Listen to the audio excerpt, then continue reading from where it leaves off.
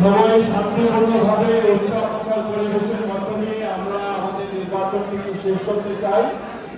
আমরা 4:13 অর্থাৎ আর 17 মিনিটের ভিতরে যারা পুলিশ অফিসারদের মাধ্যমে ব্যালট সংগ্রহ করে বুথের সীমানায় প্রবেশ করতে পারবেন তাদের ভোটটি আমরা নেব।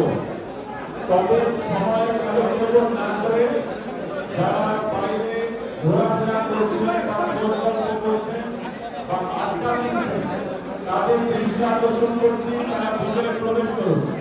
ইতিমধ্যেই যারা ভোট প্রয়োগ করেছেন তাদের অযাচিত এই জায়গায় ঘোরাফেরা না করে ভোটের পরিবেশটাকে সুস্থ রাখবার জন্য বিভাগীয় অনুরোধ করেছি। নাসির ভাই ঢুকান।